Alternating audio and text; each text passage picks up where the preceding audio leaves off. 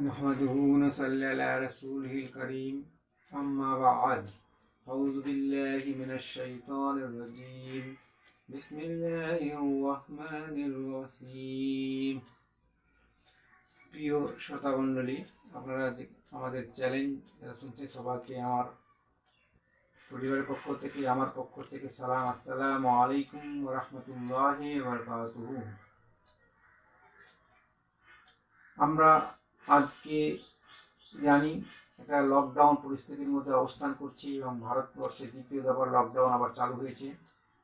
আমরা জানি না আবার এই লকডাউনের পর্যায়ে আবার পরবর্তীতে আসবে কিনা, আল্লাহ আলম, আল্লাহ ভালো জানেন। এরকম পরিস্থিতিতে আমাদের সময়কে আমরা অতিবাহিত বিভিন্নভাবে করছি। সেই সময়কে সামনে রেখে আমার কিছু টিপস আপনাদের দেওয়ার প্রয়োজন মনে করছি। এই জন্য আমরা কিছু প্রয়োজনীয় কথা আপনাদের সামনে রাখতে চাই। মনে রাখবেন, লকডাউন পরিস্থিতি যেরকমই হোক না কেন, আমরা কখনো হতাশা হব না, কারণ আমরা মুমিন কখনো হতাশা হয় না। এই জন্য আমরা আল্লাহ রাব্বুল আলামিনের প্রতি তাকুয়াকে মানকে বাড়িয়ে দেব। এই কারণে আমাদেরকে প্রথমত খেয়াল রাখতে হবে যে আমরা আল্লাহর জিকির, আল্লাহর ধ্যান, আল্লাহর কাছে দোয়া বেশি বেশি করে করা দরকার। যারা আমরা কোরআন শরীফ পড়তে জানি তারা এই সময়ে আমরা বিশেষ করে ধৈর্যের যে সমস্ত আয়াতগুলো আছে, সবরের যে আয়াতগুলো আছে, তারপরে ইমানের যে পরীক্ষা আল্লাহ রাব্বুল আলামিন করে, পরীক্ষা সম্পর্কিত আয়াতগুলো এবং বিভিন্ন কারণে যে আযাবগুলো আল্লাহ আগে পাঠিয়েছেন এবং পাঠান যে কারণগুলো, এবং সেখান থেকে আল্লাহ যে রহমত এবং বরকতের দ্বার খুলেন কখন, মুমিন বান্দাদের পাশে থাকেন কখন, এই সমস্ত আয়াতগুলোকে আমি আপনাদেরকে একটু বেশি বেশি করে পড়ার অনুরোধ করছি, কারণ এতে আপনার ইমানের মান বৃদ্ধি পাবে ইনশাআল্লাহ। দ্বিতীয় বিষয়ে আরেকটা জিনিস আমার সামনে এসেছে, যেটা একটা হাদিস, যে হাদিসটি আমাদের প্রিয় নবী হযরত মুহাম্মদ মুস্তাফা সাল্লাল্লাহু আলাইহি সাল্লাম উপদেশ দিতে গিয়ে হাদিসটিকে উনি বলেছিলেন, তোমরা এই পাঁচটা বিষয়কে খুব মূল্যবান মনে করবে। সেটা হলো, এক নম্বর যেটা বলা হয়েছে যে বার্ধক্যের পূর্বে যে যৌবন কাল আসে।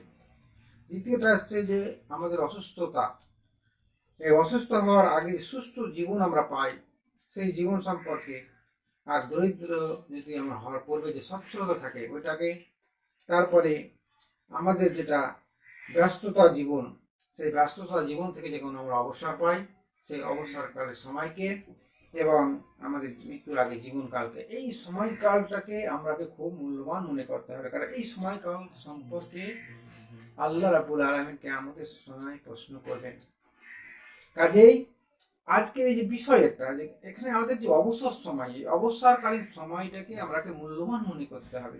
অর্থাৎ এই যে আমরা বিভিন্ন কর্মব্যস্ত মানুষ, বিভিন্ন কাজে কামে আমরা ব্যস্ত থেকে থাকি, আজকে লকডাউনের মধ্যে দিয়ে আমাদের আল্লাহ রাব্বুল আলামিন কর্মব্যস্ত থেকে মুখ ফিরিয়ে নিয়ে একটা বাড়িতে অবস্থান করার সুযোগ দিয়েছে, এবং আল্লাহ রাব্বুল আলামিনের কোরআন, তার বাণী, নবীর হাদিস, এগুলোকে এবং দোয়া, ইবাদত, বান্দেগি বেশি বেশি করার সুযোগ দান করেছেন।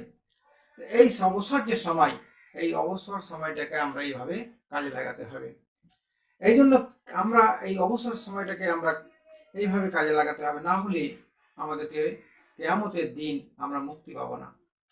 এই জন্য আমি আপনাদের সঙ্গে কয়েকটা কথা বলতে চাই পয়েন্ট আকারে। সেটা হলো যে আমরা কি কি করবো এই সময়।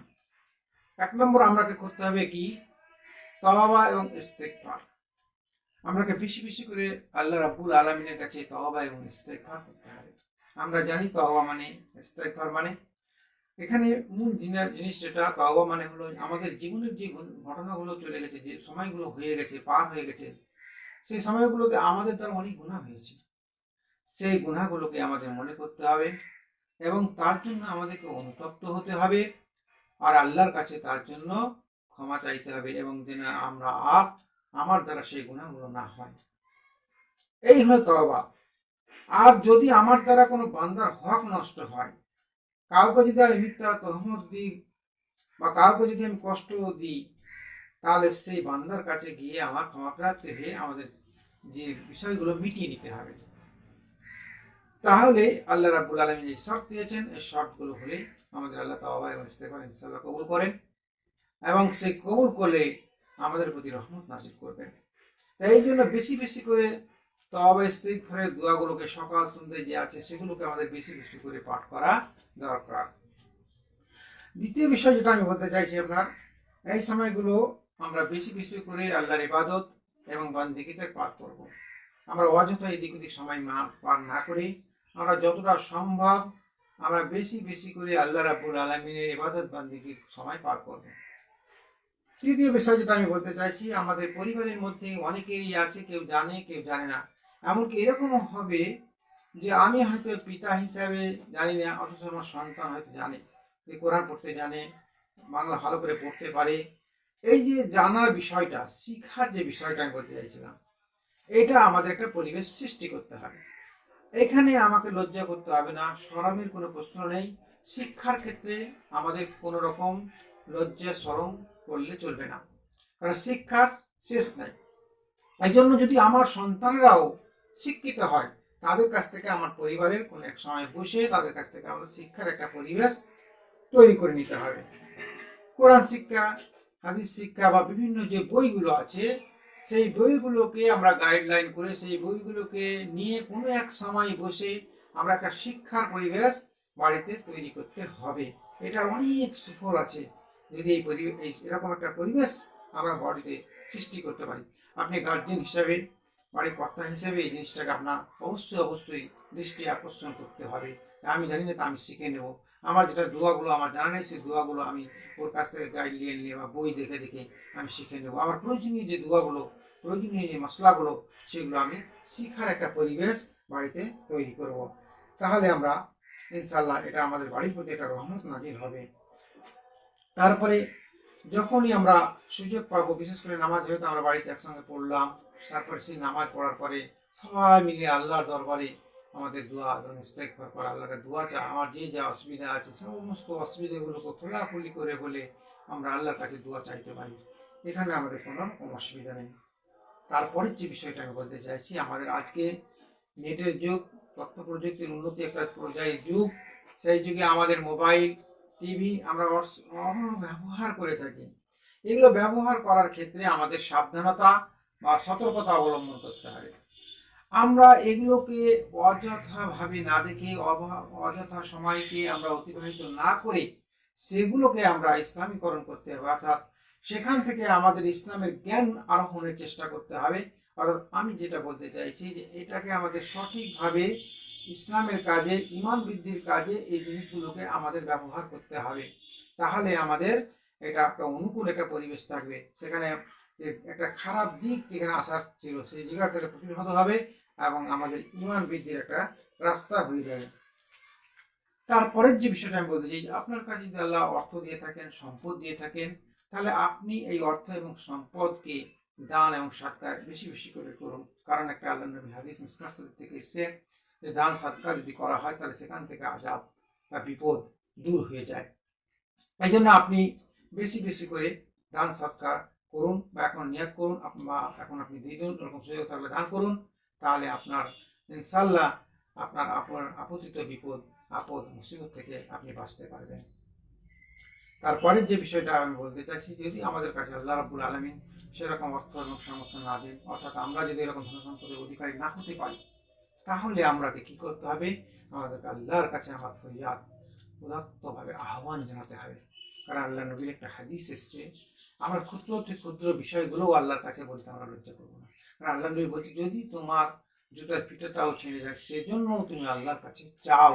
তাহলে আমাদেরকে আমাদের প্রয়োজনটা আমার মহান আল্লাহর কাছে পেশ করতে হবে। ইনশাআল্লাহ আল্লাহ আপনার অভাব পূরণ করবেন, কারণ আল্লাহ হলো দেনেওয়ালা। মানুষকে দিয়ে শেষ করতে পারবে, মানুষ দিয়ে এটা পূরণ করতে পারবে না। তাই আল্লাহর কাছে আমাদের চাইতে হবে, আল্লাহ আমাদের অভাব, আমাদের প্রয়োজনগুলো সমস্তটা পূরণ করবেন ইনশাআল্লাহ। কারণ আল্লাহ চায় যে বান্দা তার কাছে চাক, আল্লাহ তার আর্ত শুনতে চান, আল্লাহ দেওয়ার জন্য প্রস্তুত আছে। কাজে আমরা সেইভাবে নিজেকে গড়ে তুলি এবং সেইভাবে আল্লাহর কাছে চাই যেন আল্লাহ আমাদের রহমতের দ্বারটা আমাদের জন্য উন্মুক্ত করে দেন।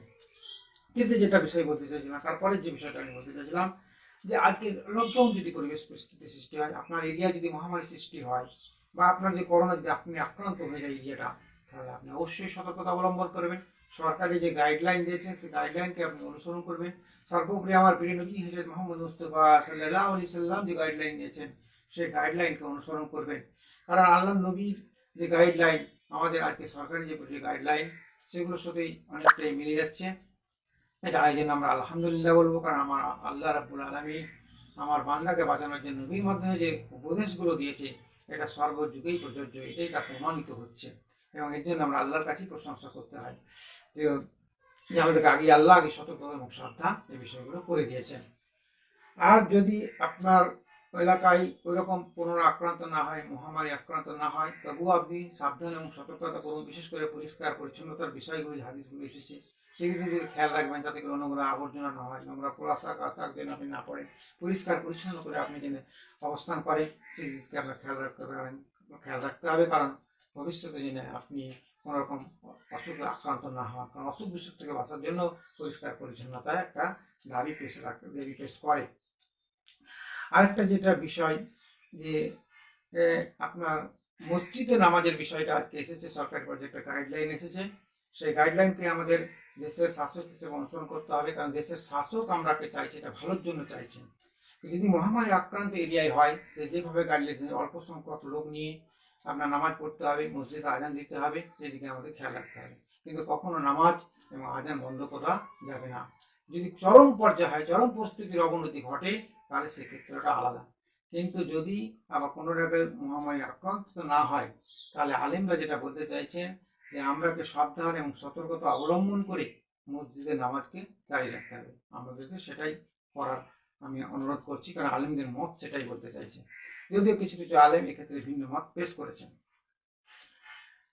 তারপরে যেটা আমাদেরকে এই পরিবারের সবাই যেহেতু আমরা এক জায়গায় অবস্থান করছি, আমাদের খাওয়া দাওয়া চলাফেরা সব আগে একটা অবস্থান করছে, এটা পারিবারিক ইজতেমার মতো। হয়তো কোরআনের আলোচনা কেউ একদিন করলো, কোনো একটা ছেলেকে দায়িত্ব নিলেন, কোনো একটা মেয়েকে দায়িত্ব দিলেন, বা আপনি কোনো দায়িত্ব নিলেন, হাদিসের একটা দায়িত্ব নিলেন, দুয়া শেখার একটা দায়িত্ব নিলেন। এইভাবে একটা 1 ঘন্টার একটা 5 ঘন্টার একটা বা অল্প সময় হলো নিজেরা দিনের আলোচনার একটা পরিবেশ গড়ে তুলুন। তাহলে কি হবে? এটা আল্লাহর রহমত হবে। আপনি পরিবার ছেলেদের মধ্যে একটা মনের মিল হবে, শান্তি অনাবিল ধারা সেখানে প্রবাহিত হবে। সর্বোপরি আল্লাহ আপনার ভালোবাসবে, আপনার পরিবারকে আল্লাহ ইসলামের জন্য কবুল করে নেবেন। কাজে এরকম একটা পরিবেশ আপনি সৃষ্টি করুন। তৃতীয় বিষয় হলো, তারপরে শেষ বিষয় যেটা হলো, আমি যেটা বলতে চাইছি, আল্লাহ নবীর যে একটা গাইডলাইন আছে রোগ বালা মুসিবত থেকে খাদ্যর ব্যাপারে, সেটা আপনারা পালন করবেন। যেমন আমাদের বলা হয় যে আজকে যেমন করোনা আক্রান্ত এরিয়াতে আমরা বেশি বেশি করে আমরা গরম পানি, নুন, লেবু এগুলো আমরা খাবো। তারপরে কালজিরা, মধু, জৈতুন তেলের এই সমস্ত জিনিসগুলো আমরা বেশি বেশি করে খাবো বা ব্যবহার করবো। তাহলে ইনশাল্লাহ আমাদেরকে যে কোনো রোগ থেকে আমরা রেহাই পেয়ে যাব, আল্লাহ যদি আমাদেরকে বাঁচান।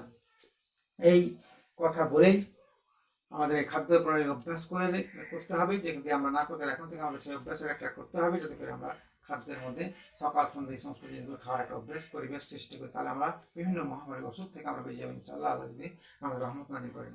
এই সংক্ষিপ্ত কথা আপনার সামনে বললাম, আশা করি আপনারা এ দ্বারা উপকৃত হবেন। আপনাদের জন্য আমরা দোয়া করি, আমাদের জন্য আপনারা দোয়া করবেন। আল্লাহ যেন সবাইকে এই মহামারীর কবল থেকে, আমাদের আপদ বোধ মুসিবত থেকে হেফাজত করেন। আল্লাহুম্মা আমিন। আমা আলাইনা ইল্লাল বালাগ। আসসালামু আলাইকুম ওয়া রাহমাতুল্লাহি ওয়া বারাকাতুহু।